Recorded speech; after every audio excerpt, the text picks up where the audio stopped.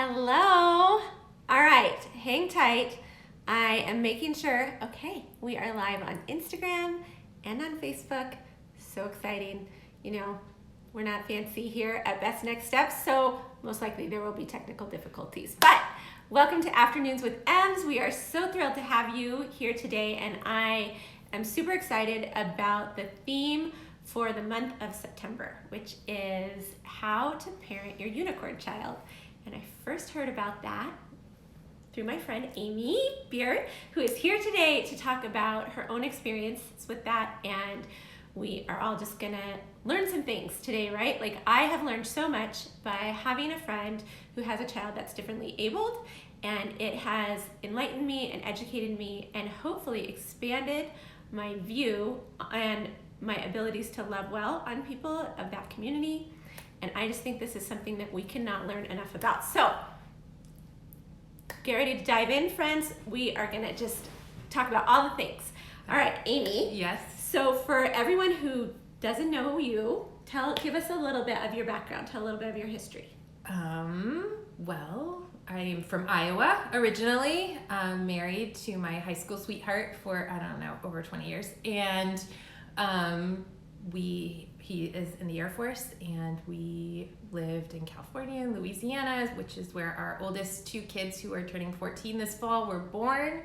And then we moved here after our older daughter had brain surgery when she was about 6 months old, and he took a civilian job, and we were doing that. And then last year he decided to go back into the Air Force. So we're a military family who have three cool kids, and we're making it happen. And my background before I had kids was I worked in nonprofits. I worked with Big Brothers Big Sisters, and I worked at a YMCA and with the Girl Scouts. My passion really in life has always been sort of women's history, women's development. My undergraduate degree is in women's studies, so kind of that way. And then I have a master's degree in nonprofit management, and then had twins, so became a stay-at-home mom, and that's where I've been for the last 13 plus years. So working on that, doing that. So twins, and then we both got pregnant with our later in life babies, our caboose babies, around the same time. Yeah. There was something in the water in our friend group, because all of us have a bit of infertility issues, and we all got pregnant. Yeah. And so I think we were just like drinking the same Kool-Aid, I guess. I thought I wasn't, it wasn't catching towards me, and turns out it was catching. Were you the last one to catch it? I think so. Yes. Yeah, I think you were. It was a string of like, oh wow, we're pregnant. Surprise. Yeah. In our whole group. So Amy and I met. We both moved to Spokane around the same time, and we were stalking for friends like you do when you first move someplace. And we joined the junior league. And she was one of the first people I met here, and we have been friends ever since. And our kiddos just perfectly line up around the same ages and happen to be great friends too. So that's been a huge blessing in my life and our families. And when you don't live by family, you have to find your family, right? And these people are our family. We do holidays together. We do life together. So anyway, okay, so talk a little bit about having the twins, because that alone, like twins alone, right, is a huge deal. Yeah. Like, that's a big thing. You get two babies for the price of one, and you get some extra special experiences, I think, with that.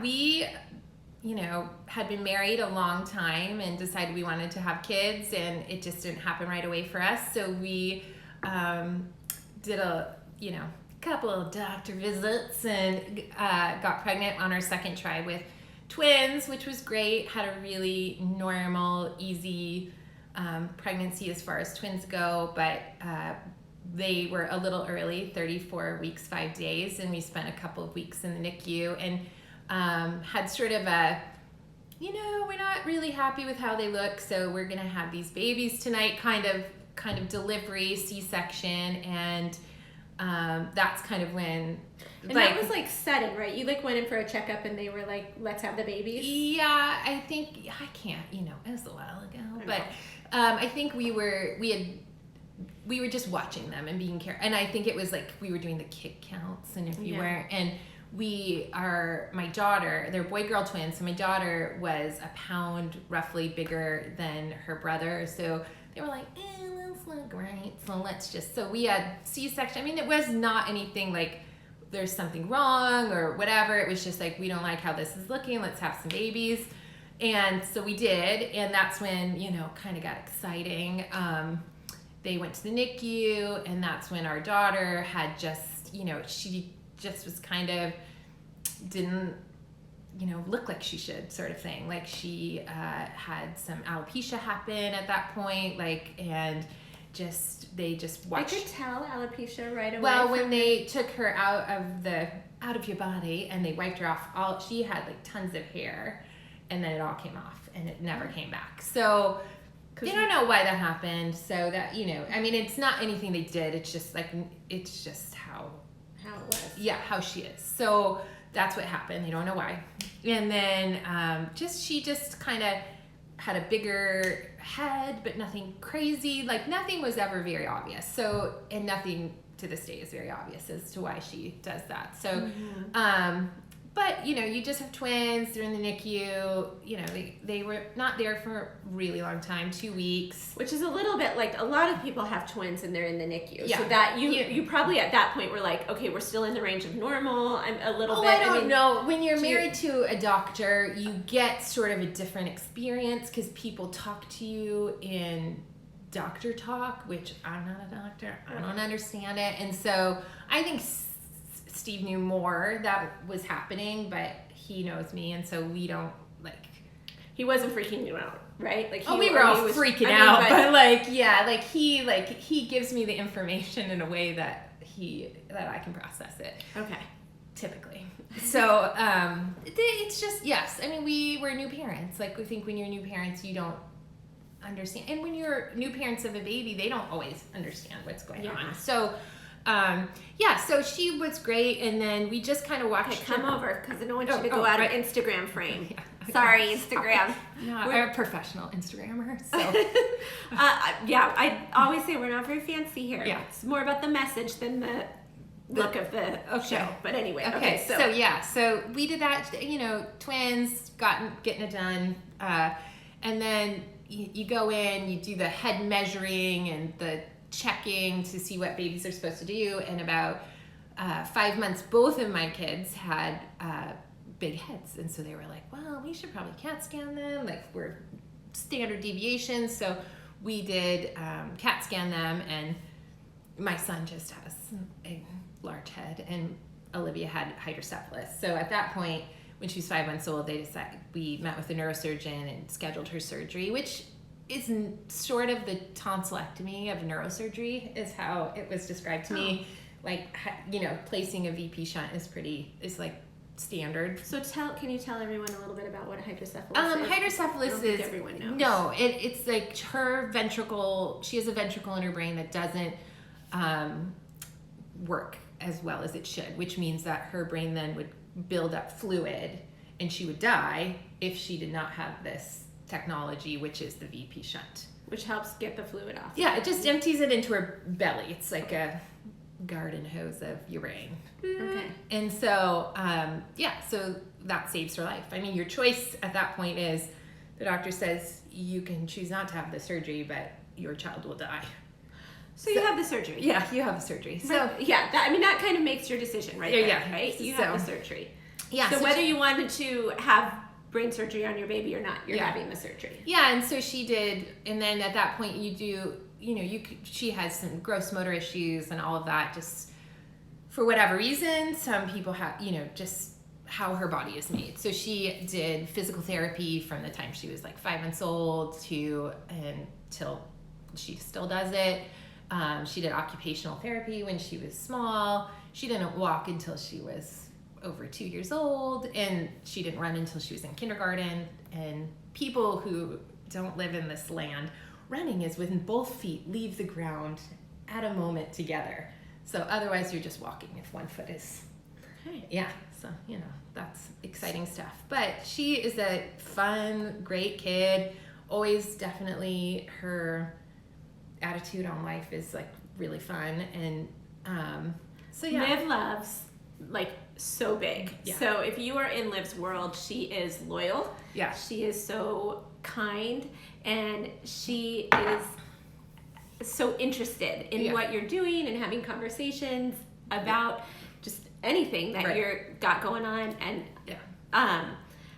but so you were the one who first introduced me to this kind of what I chose as this theme for the month, and because it stuck with me ever since that conversation we had in your kitchen about unicorn kids. And so can you kind of elaborate on that? Well, I think that Olivia is like a unicorn kid for sure, and I think that a lot of other kids are unicorn kids, like not always obvious, but we live in a sort of a pack society, or herd, if you will, and we're all trying to like stay in the herd, right? We're mammals, and so I guess when you have a unicorn, it's like turning up to the like horse show with the unicorn, someone who has a shiny horn and glitter, and you can't pretend that person is a horse, even though you might want to, because it gets really exhausting always being A, the unicorn, or B, the little, the one that's different, the parent of the unicorn. Or brother, sister, or whatever, because you're always like, oh, why can't we just be in the herd? Like we just want to take our place and like go. And so that's where it becomes like, you're just like, okay, we have to be this spectacle again. And not that she's a spectacle, it's just different. You're just different, and you just have to acknowledge that at some point. And I think for a lot of us, like, I think probably my other two kids have some shiny, sparkly moments as well. I mean, all of us, like, I think every kid has a little bit of unicorn. Yeah, but some of them more than others, right? So, I mean, I think that's just part of it. And once you kind of can see that in other people or see that in yourself, I mean, you kind of then realize, I think, once that you have these moments too, like we all have moments or times or whatever where we feel like we're different or not fitting in, or whatever. And so so the unicorn is a moment, and I think finding places where they feel like there are other unicorns or other moments, and I think that's true for my son and my other daughter too, is that finding the place where they feel like safe and a part of the group and heard is what we're always looking for. But some of us, and I think it's worse now because we do spend a lot of time like marketing ourself and our family, and think that families that look this way or act this way or have these things are superior or desirable, and that's a real trick. It's a real trick for your brain. But I think that that's where it came from. It's just kind of a way to illustrate like how people feel in that situation. Like you feel like everyone is looking at you and accommodating, and sometimes it feels generous and kind, and sometimes it feels like patronizing. Yeah. So, because I think as most parents want to help their children shine to find those unique things about their kid, right? What makes you specially you, and then we work on those. Like if you've got a kid that has a great arm, then you work on their football skills, or you have a fast runner, then you work, you put them in a track, or you've got a great dancer. Like we all find those things, but not everyone is a prodigy. Right, everyone's a prodigy. Not even most people are. So no, but we're marketing them like they have to be, and that's where it like comes into a real pickle. And I think the challenge is, if the thing your kid is known for is being different, is their differences, then you still want them to be known for the other things that make them unique, besides just their unicornness, right? Like besides just being differently abled. Right, and I think our society really struggles with this, because if you look different, then you have to be a super genius. Like I loved the book Wonder. Wonder was great, and I loved the book, and I think it's so good, but Augie looked different, but he was so super smart. So what if you look different and you have learning disability, or you aren't so super smart, or whatever? I think it's a real problem in our in our society. Like, we are valuing people in this way. It's sort of like the problem with, you know, we'll give disabled people jobs and help them to find work, but we only pay them like not even a living wage. Yeah, we don't pay them for the work that they do in a way that they can provide for themselves or take care of themselves, and that's not cool. Yeah, that doesn't really help them. It's not dignified. It's not dignified work. I mean, and it is dignified work, but it is not treating them with dignity and respect that they deserve. So, in my opinion. So I really think too, like, okay, the beginning of the school year feels bananas for everyone. Yeah. I know that at some point every fall my wheels fall off the bus a little bit between my kiddos' back to school anxiety and routine and my own, like, okay, all of a sudden your schedule gets packed with all the things and you just feel like you're operating at this really high level, but and it's just a billion details, right? You're like locking down everyone's new schedule, but on top of that, I feel like parents with kiddos that need additional resources, like you have even more to navigate. Yes. So talk a little bit about what that looks like in your life. Yeah, and I can only speak for myself and our experience. Our kids, we chose a Catholic school for them, and it's been great, but it comes with its own challenges because they don't have a team of special ed teachers or any of that, and I don't know what that's like for other people. I have heard that it's challenging in a different way, but for me then that means that I made the choice that I have to be Olivia's advocate. I have to explain her accommodations. I have to translate how she learns, how she interacts, and we all, we do this for all of our kids.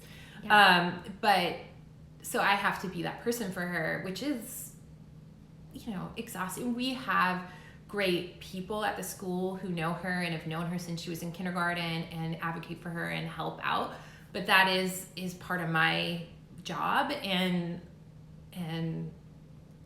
it's a lot of anxiety. It does breed anxiety, and you want to make sure they're safe and happy, and how do I know if people are treating them well? And as we've gone into middle school, just in a lot of ways, in most ways, she's a typical teenager, right? She's navigating her feelings and her differences and, in a general way, but then also just if you have any sort of social issues or other things, then it comes out in, you just worry as a parent. Yeah. And I'm sure I worry about her twin brother in the same exact ways.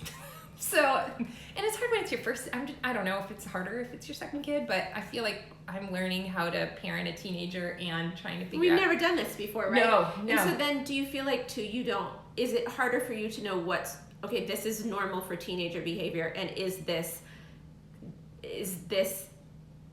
different because she has some differences? Like, do you go through that? I think so. I think everyone does, right? You're like, this is teenager behavior. This is my teenager's behavior. This is our family situation. So yeah, you always, I think that's true. Yeah, of course. Yeah. Like I can imagine that all of us are trying to figure out teenagerhood and, tweens and all of that kind of stuff at the time. So yeah, you definitely have to do that.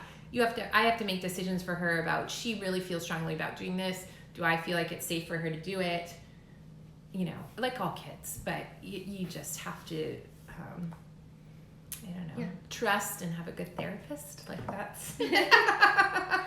Well, okay, I think you really hit on an important point too.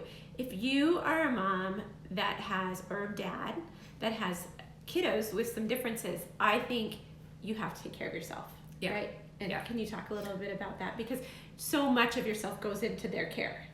Yeah, I think that's too. And you're also, I think it's all about kind of life. Like, in life hits us all in different ways. We all are going to we have the commonality of no one has a perfect life, and no one has, and not to say that my life is imperfect because of my kids. That's not it at all. it's imperfect because this is the life. Because life is imperfect, right? Yeah. Like, if you have maybe like life, the achievement of perfection, the expectation of that is where I went wrong. But but I think that we all have to realize and recognize our vulnerabilities and our touching points, and at some point we have to address them in any way. So I find that for me, I've always been sort of like, always run a little hot. Like my system is always, since I was a kid, probably anxious or whatever. So for me, I eat really clean and try to exercise, and I check in with someone who is like my safe space. And I think I didn't do that until a couple years ago, and I think that has definitely helped me to recognize, like, oh no, everybody feels this way. And because sometimes you think it's just like you feel a little crazy, right? Yeah. Sometimes you think it's just you. Yeah. And parenthood for me brought that feeling up more. Like there are things I can't control, and having to deal with like reality versus expectation, and how I handle things, and how, obviously, like, wouldn't we love it if they were just minions that would just like do everything how we wanted them to do? But they're like autonomous people who, have opinions and like their own life cycles and their own agendas and bad moods and attitudes and whatever. And you're trying to live in a like home, a wonderful little space, and it doesn't always look like a TV sitcom that works itself out in a half an hour. Like, god dang, I wish that was true. I keep waiting for the instruction manual. Oh yeah, right. Like, why didn't that just come out with the placenta? Oh yeah, like, that would have been hello, good. congratulations, you've been gifted this. Oh, I know. Like, and you think when you think you've like mastered something, like you're really good at it. Like, my older two kids were awesome sleepers. Thank you, Nick. You trained them up perfect. Like, they just slept through the night. Like, when they were 11 pounds and like whatever. My younger daughter, like, pretty much came out like giving us the middle finger when it came to sleep. And she wasn't a sleeper. No, didn't eat. She has very few self-preservation skills. And she's the cutest little thing you have ever seen, and we love her to pieces. But she has to eat when she's hungry. She doesn't sleep when she's tired. No, and those are like when, like, my therapist always says, okay, like, if your anxiety is at a 10, check in. Are you hungry? Are you tired? Like, are you in a situation that makes you feel unsafe? Those are your three key things. So Eden's already running hot with two of those things. Like, so. And I will say that I'm not the best mom at like following you around with snacks. Like, girl, I mean, our kids are older too now. Like, they should be able to sustain themselves in some way. Feed you one delicious meal per day. The rest of the time, you're on your own. And I will say that, they figure it out. Yeah. But she does. She lets herself maybe get a little too. Yeah. My older daughter is the best at taking care of herself. She's really good. Liv is really good. I loved when you told me that, like, getting ready for school, Liv would have like everyone's backpacks by the door and just be waiting, and then like, oh, she packed her twin brother's bag for years. Yeah. Like, do you have your homework? Do you have your lunch? Do you have your water bottle? And I'm like, oh, we're doing a better job with her than the other ones. But with Tristan, our son, we made little like cards, so in the morning he could follow the order because he has dyslexia, and so like keeping more things in his brain at one time was challenging for him. So we had this little thing. Like, Liv didn't need that. She's got it. She's like got all her things she's supposed to do. She's good with she knows when to take her medication, like all sorts of things. She's so good with routine. Yeah. She's like that. And I think we all of our kids have quirks. Yes. That's, so do we. I mean, God bless. I wish I didn't have my quirks. I'm sure my husband wishes I didn't have mine either. Yeah. I mean, I'm used to myself, so. Yeah. But, so, okay, one of the things that I feel like I've just learned a lot by watching your family, and I think that's where we can all do better, right? Like, if there's something you don't know a lot about, there's so many ways to learn about someone else's, like how it is for someone else, and we can all be more empathetic. Mm-hmm. And so if there was a way, like, what do you wish, or how do you wish parents would educate their kiddos about different? Right. About like being a good friend to someone who's different. What should we be teaching them and talking about at home? Like, how do you think that we can be raising a disability inclusive society or kids? Right. I think that it's important to realize that they want to have friends, and especially kids that have a hard time with social cues and understanding, they're not always the best at conversation, that encouraging your kids to reach out to them include them in things and teaching them to be, and I don't know, it's not always easy to do. I don't know that, I mean, we're doing it in our house by osmosis. That's one thing I think that, you know, you worry about the siblings of kids who have, and I had a doctor tell me, no, they're the best. Like, they're the kids who are really lucky, actually, because they have this sort of in tuneness with how to speak to other people. And I think some of Olivia's friends that have had that experience are the best with her, because they make her feel like a regular person. Like, they're not, you know, they include her in a way that they include everyone else. And I think that that's important. I know that Emily Centriston does a great job of inviting her and including her when they're together with friends. And that's great. And I think that's really important. And oftentimes I think families, you don't mesh up in the exact same way with other families. And as you get in there and your kids are playing and you kind of meet families and it's like, oh, well, we all do this and our kids all get along. Well, you oftentimes, when your kid is different or has trouble inserting themselves in there, it's hard to have families where you feel like this is an easy thing to do. This is easy to go and be with these people. So you feel isolated a lot, I think, more.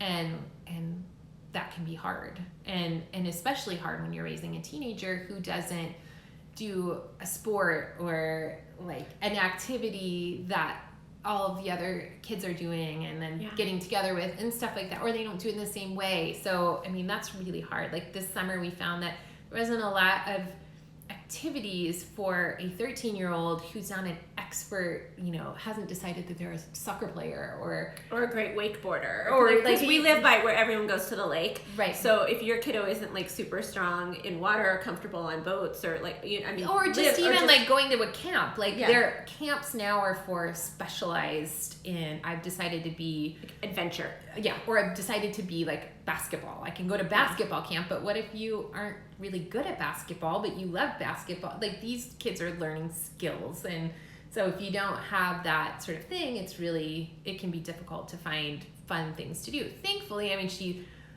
has always felt very comfortable at church, and she was a counselor at VBS, and she thought that was great. And last year she did yoga, and she loved that, and that was great for her. But it's hard to find fun things for them to do where they feel included and that they can do with their friends if all their friends are doing. And I mean, her small school has been great. Like she plays basketball, and right now she's a cheerleader, and that's been so great. And her friends at school are great, but it's just paying attention and realizing you might have to do a little bit more work, but the work is worth it to include this person, I think, and encouraging your kid, even when they're a teenager, to make that extra effort for someone, because that person is probably feeling pretty lonely. Especially if they have a twin who is not dealing with the same exact challenges. Social life that looks different. And that can be hard for them. So another mom I followed said, that I follow, who also has a differently abled kid, she said, we like to be the ones that say no. Don't not invite us because you already think that like our kiddo isn't able to do this. Like, let us make that decision, because oftentimes she says we can tweak one or two things and be included. Right. But don't count us out just because you think that that my child is not able. I know their limitations, and more than anything, we're okay with saying no if it doesn't line up with what our family can do, but we like the option of saying no, not just being counted out. Right. I would say that that's true. And I had that even with family, where they like, oh, well, she wouldn't be able to do that. And I was like, well, you didn't even give her a chance. So, I mean, that's true. It's 100% true, because we have always strived to take what our family likes to do and try to make it happen for us as a whole. We're not always successful. Like, I really miss long bike rides, and she's just not she can ride a bike. She can do it, but like out of her safe space, it turns into more of a dramatic situation. So, I mean, that's hard. But, you know, we've skied, and we're hoping to get her, work through some anxiety issues and get her back on skis this year. That's our goal. But we hike, and we've gone to national parks. It doesn't look exactly like what we thought it would look like for us, but still fun and still awesome, and we're still getting out there. And so I think that that's important, because otherwise everyone misses out on a fun experience. And and then her world is also real small then, right? Like, right, so you have to constantly be working to keep your world big. I agree. And it's not always easy, but most of the times it's worth it. And it's always like, people you need to ask them and be included and support those families, because it's not always easy to work through like someone's anxiety or someone's, because if you have gross motor issues, oftentimes moving through space is more anxiety provoking. So we had to be smart when we taught her to swim, because their body doesn't understand, like, that feels like falling off a cliff, jumping into a pool for them. And a 3 or 4 year old trying to learn to swim, that's a really scary thing. So having to like spend some time learning how to do that and understanding that is different and harder and whatever, but it doesn't mean that we don't still love swimming and we don't love pools and we're not going to do it. But giving that person a little extra support at the time is important, I think, and not a like, hey, thing that looks hard. I mean, don't be patronizing. Like, this person is doing the best they can, and that parent is too, and they already feel like a spectacle. So yes, they don't need that highlighted. Thank you.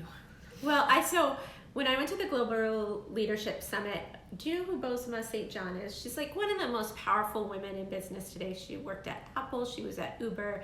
She's just incredible. And she is Black. And she talked about how, she said, diversity is being invited to the party, but inclusion is being asked to dance.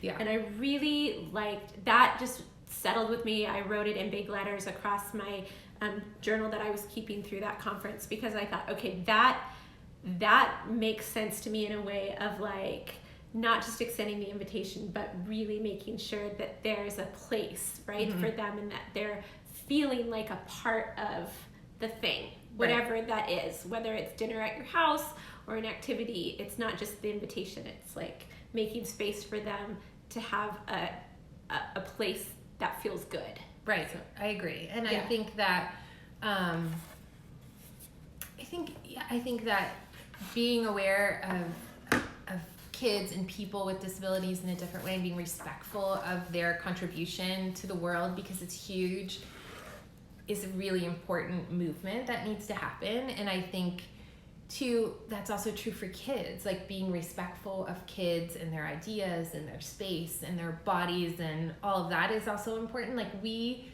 really, I don't always feel like we're very respectful of children. Like, we expect them to act how we want them to act, to be how they want them to be. And we feel that way about people with disabilities, kids and adults. Like, we treat like adults with disabilities like children, like they, and that's not fair for them either. That's not what they are. And they have life experience and opinions, and it may take a little longer to hear and understand them, but they're just as valid as yours or mine are. I mean, and I think that's really important. Okay, well, you set me up really well for this next thing. So this is just something that I felt like I needed to learn more about, especially wanting to support my friendship with Amy and her daughter Liv, and as they're heading into their teenage years, like, how can I be just more aware? Okay, I think the number one sabotage of this too is our own busyness. Like, we're all super busy in our lives, right? And we're just trying to get our kids like through their lives and stay on track with our marriages and our like workout goals and like all the things that are crowding our brain, right? And it just feels like, do we have room for more? But I think we do a huge disservice to our whole society when we don't make room to educate ourselves about just about more, right? When we don't take time to learn. And so I've really I feel like God just put it on my heart to take some time to follow some people and talk to Amy and ask questions. And like, I trust our friendship enough to ask her in a way that she can always tell me like, you can't ask it in that way. Like, that's not okay, all right? Or to teach me things. That's not honest. But I think that we learn that way, right? Because I don't know. I don't always know the right way to say things, but I've learned through our friendship that she will let me know, and then I go back and I'm like, okay, I'm going to do better. Because, right, when we know better, we do better. So I have been following this gal called This Little Mickey, and she is a blogger, and she has a differently abled child, and she's a smart writer, and I love what she says. But so anyway, she has a great website. You guys give her a follow on Instagram and go look at her blog. It's awesome. But so I'm going to quote here. She said that people wouldn't discuss race or sexuality in a sad tone that conveys that they feel bad about them. But a lot of times that's the way people think of disability, as inherently sad, negative, or undesirable. But it's not, and therefore when we discuss it, it shouldn't be an isn't this so sad type of discussion. Mm-hmm. And I was like, I have done that. have done that. I'm gonna confess that. Like, right. I never thought of it like that until recently, as I read this, and I'm learning more with Amy, and just thinking this in a different way. And so, okay, talk a little bit Well, I think first of all, you have to acknowledge that if you have a child with any kind of challenges, whether they happen when they're a baby or as they grow up, or if they get a learning disability, if they have a learning disability, or let's say they are anorexic or whatever, or car accident, social anxiety, or OCD, whatever. There's so many things, right? They trip off the front steps and something happens to them. We all have that possibility as parents. And you will do some work in your life to have to come to terms with that. Your parenthood journey doesn't look like how you expected it to look. So yes, that person will be sad, and that person will have challenges, and that's okay. You have to kind of mourn your expectation, so to speak, of what you thought this was going to be, and then what it is. In some ways, I feel like doing that earlier than later, because all of us will have to do that. Our kids will leave the house. They will do things that will not be what we expected them to do. We have, as parents, I think, been gifted the opportunity with this experience of we have always been able to see our child as the person that they are, mm-hmm. instead of the version of us that we thought they would be. I mean, we're not doing that always perfectly, right? But you're not you're not wishing she was a whole, right? She's whole as she is. She and that's is. Where I think. But I think that this is the two sides of the same coin. Okay. So and I don't know if I just said that right, but I think I know what I mean. Yeah, I think you're right. Yes, I think she is perfectly made. Yeah. And she is the child that we were supposed to have. Yes. That being said, there are so many times, probably every day, that I wish that we weren't having to navigate this for someone. That this is really hard stuff, a lot. And hard for her. Hard for her siblings. It's a different experience than we thought it would be. Yeah.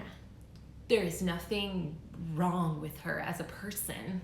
And I think that's why we intentionally chose the school experiences for her that we did. We wanted her to be bathed in an understanding of our faith, and that God doesn't make mistakes, that your medical, physical, whatever challenges are a gift to you and to the people around mm-hmm. you. But that doesn't mean it doesn't suck sometimes. It doesn't mean that it's not hard. It doesn't mean that we aren't frustrated parents, that with everyone in my house a lot of times, but not just any child that might have a little extra. Less with her than others maybe, but today she honestly, personality wise, easy, easier. But you know what, it's hard, it's a hard life, but there is you are right in the fact that it is not fair or kind to say to someone or to even be a person who's pregnant, as long as it's healthy. Well, what happens if it's not? Yeah. Joke's on you, friend. You will deal with this child that you've been given, or because it's not like Amy, you said, "Oh, I hope I get a child that has some special needs," or it's not no one wishes that. Everyone wants the healthy baby, but that doesn't mean that the baby that's and that's and I mean it's just like a thing that if that wasn't your experience, that kind of stings a little when someone says it. Not that, I mean, I feel like we've become a world where we're like afraid to talk because you're gonna offend someone. And that's not really like life. Like I will offend you, you will offend me in some way, and we will move on because we care about each other, and that's how I operate in the world. But I also think like telling someone that, well, you must just be a special person to have been chosen to raise this child, also is a little bit of BS. But like, we're all special. Like, well, or it's not like, I mean, God's equipped you as you've gone through this journey, but it's not like you came trained out of the womb yourself on how to do this well, right? Like, no, none of us are trained to be like, I mean, I'm not even trained to like know what the next phase is with my 15-year-old. No. Like, we're just figuring it out. No. And so, yeah, I think that, and those are all things that I'm learning, right? Like those are not helpful conversations to have with someone who has a kiddo with some differences. And so I think that we learn by these kind of conversations, right, and then we are able to do a little bit better. Well, and you don't know any different. Like, like I didn't really know, like, I guess academically, that having twins is hard, but when twins is your first babies, like, you kind of just like put on your big girl pants and like go for it. Like, you know what I mean? You're in for the crazy. I mean, you're just, your own first baby rocks your world anyway, a bit, because it's the total shift. And then when you get two, and then you get one that has a little... Yeah, but I mean, you didn't know any difference. You were just like living the life that you were gifted, really. And so, I mean, but yes, people, I don't think you should feel compassion or empathy for people who are struggling in different ways, just like I would if someone told me their child was having, cutting or like depression. You know what I mean? Like, I would feel empathy and I would feel like that has to be hard for you, but I wouldn't feel like bad. Not that I wouldn't feel pity. Right? Pity is the like problem. Pity. Pity. That's the... Or like, thank God that's not me. Yes. Because that's not really fair. No. And I always feel like that'll bite you in the ass, honestly. Because it if like, oh, thank goodness that's not me, pretty soon life will level you. And give you something that you didn't, weren't expecting, or I don't know. I also think that, this is another one of my pet peeves since we're airing everything here on the internet, is when people will say, well, at least it's not as bad as so-and-so, or at least she doesn't have this, or at least... Comparing worst case scenarios. Yeah, because also you have to honor the journey that people are taking. Yeah. And what's hard for them is hard for them. And what's hard for your kids is hard for them. What's hard for you is hard for you. And where you're at is where you're at. And so it might not be as bad as something else, but that's not fair, and that's not cool. That's a really, like, it kind of dishonors where people's struggle is, and what you've walked through, right? I think it devalues what you the hard work and the love and everything you've put into raising her so far in your journey as a family, well, and just anyone, like, I mean, that's just like, oh, you broke your leg. Well, at least you didn't break your leg and your arm. Right, What? I mean, what in the world? Yeah, that's not... It's ridiculous. Yeah, it comes up all the time. Like, all the time. Like, and you're like, okay. Like... Okay, so now I'm supposed to feel not... Like, my struggle is minimized? Yeah. Like, I don't know. Yeah. Okay. Yeah. Well, so on that note, because we got to wrap it up here pretty soon, but what, as a mom that is walking through this journey, what is something that you love that makes you feel seen and valued as a mama, as someone what makes you feel like people get it? And I think, like, junior high is no joke anyway, right? Like, if you have a kiddo that's like status quo, whatever that means, whatever that is, I don't know. Junior high can like knock everyone 6 ways to Sunday, no matter what. And so, like, it's a time where emotions, everything's amped up. I feel like we're just like on our parenting game. Like, are you okay? Are you really okay? All the things, you're checking in. And so, and then you've got extra stuff with like that she needs. So in that season, what makes you feel like, this makes me feel seen and valued and loved? And well, I think having a couple of good friendships. I think that you and we have another friend, Beth, who just love on our kids, and teenagers kind of stop talking to you, and so knowing that there are a couple other families out there who are also kind of listening in and keeping their eyes on, well, or just even being that soft spot, like, and kind of be like, oh, they got it. I think that that's what's really hard for my daughter, is that her friendships don't look like her brother's friendships. So you worry that she doesn't have that safe person, especially when they start to navigate like relationships, right? And you know that kids don't want to disappoint their family, or their parents, and so they don't always confide in them. And so just hoping, my wish for her is that she would find a family that loves on her as much as we do. And I think she has that, but it just looks a little differently. But that, so that's where we're at. But I don't know. Ask me again. Well, so when you watch, to you, it feels really good when you see Liv happy. Yeah. Well, I like her happy. Yeah. Yes. I mean, we all like our kids happy. Yes. Straight up, it's easier for us. It is for sure. Their room's cleaner. Their body smells better. Everything works out better. I don't know if you all follow Micah May. She's actually coming on Afternoons with Ems in a few weeks, and she runs May Designs and has products in Target. But she has been chronicling in her Instagram stories about her son who has Down syndrome and his journey to get on the bus to go to his school. And this morning she was so happy because he was so happy about riding the bus. Mm-hmm. And she just said, his happiness makes me happy. And I think that even more, because wins for them are well, and you don't always know when they're unhappy. When it's not like my 8-year-old who will come home and basically air every grievance she had from her day.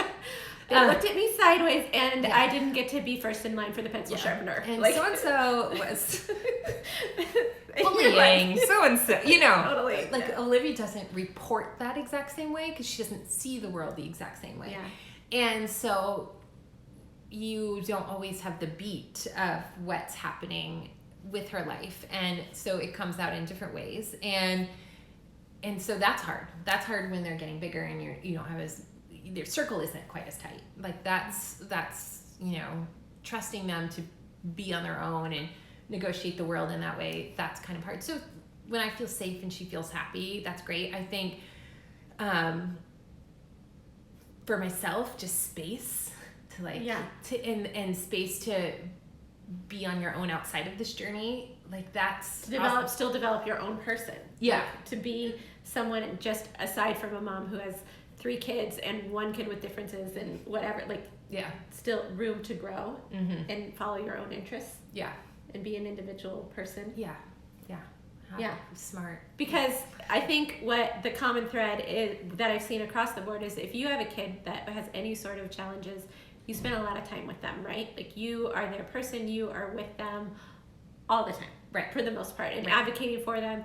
And so if getting a break, right, is huge. And it's hard to come by, right? Yeah. And then we only have family. And we don't have a lot of help from our families, and some by choice and some by distance. And so I think that's where you get challenges. That's really hard. And because oftentimes, if you have a kid that has really easy friendships, they're at their friend's house, or they're going to play dates, and then you have this one kid that's not getting invited or doesn't have at the same rate as other kids, and you're with them a lot, which is great, but it's also, that's a challenge on your marriage, it's a challenge on your friendships, it's a everyone needs space to themselves.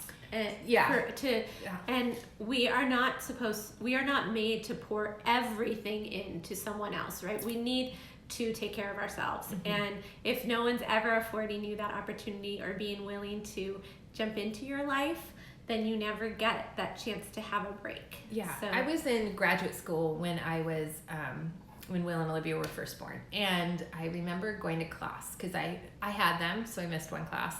And it was once a week. And then the next week I went to class. They were still in the NICU.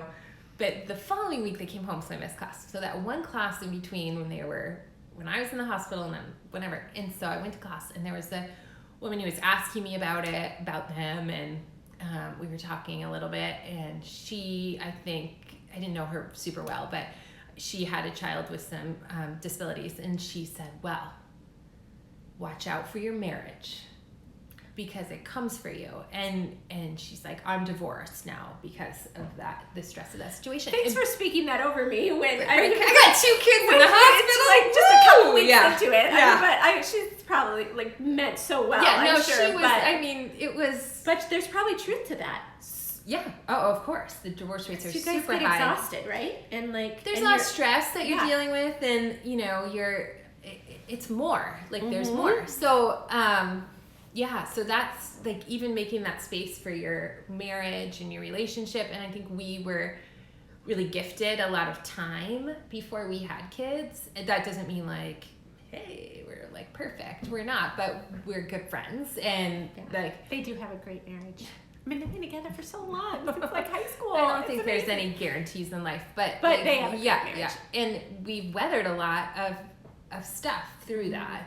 And it's not to say that that's just like, I feel like we have 3 real hot kids. So like, I'm sure everyone does, but you're not you're not in anyone else's living rooms or whatever. Yeah. And so, but space to still be work on your marriage outside of always managing your kids. Like everyone needs that, and I think you need it even more. Well, and I think the reality is when you have a kid who has a disability or a learning disability or any kind of situation, you feel like you lost the training wheels.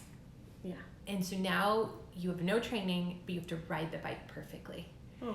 And so, because how often with your other kids does someone test them, go to a doctor's appointment, go to a parent-teacher conference where they're first, like you're like bracing for impact because someone has been given the spot of authority to list out all the faults or challenges routinely that your kid has. And that has been our parenting journey with our twins since the moment they were born. Someone listed off what they were like, bam, bam, bam, bam, bam, this is what you're doing. Like, this is what's happening.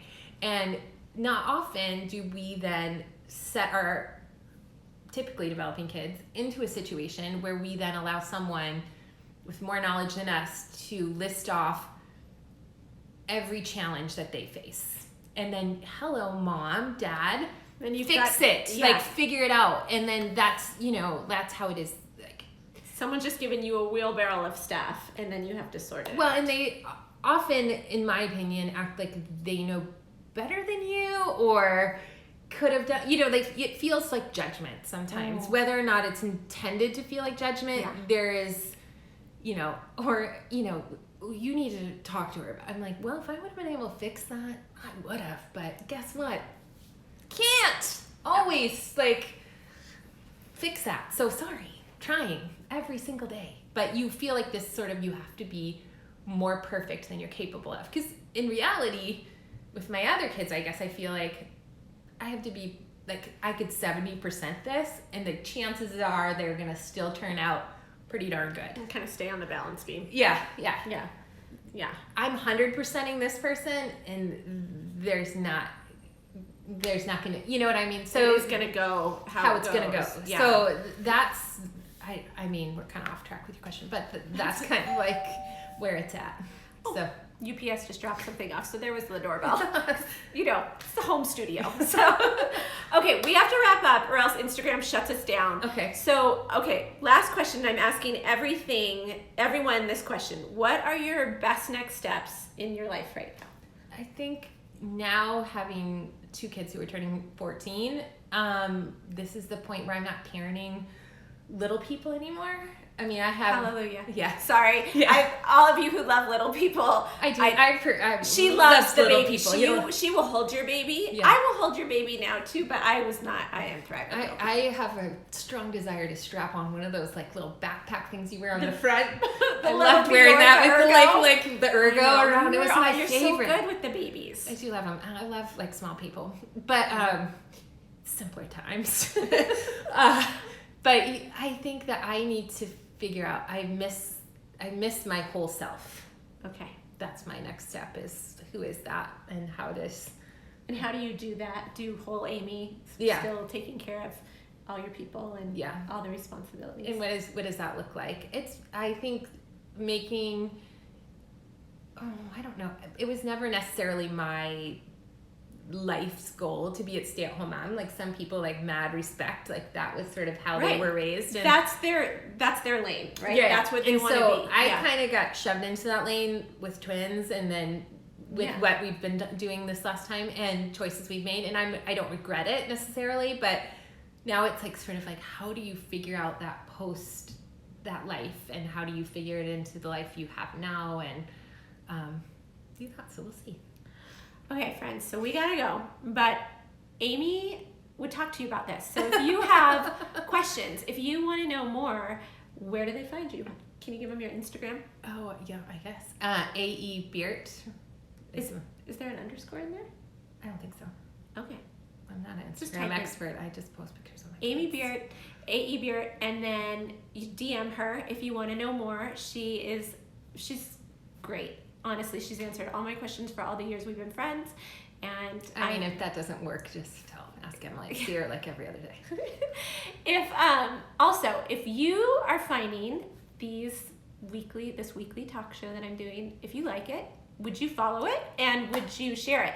It would really help me to in what I'm trying to do, to have likes and follows. So I appreciate you taking your time to be here with us today. I appreciate you coming to teach us a few things about what differently abled kiddos look like and how we can all be better at inviting them to dance, right? And learn more and just grow in new ways. So we hope you all have a great rest of the week.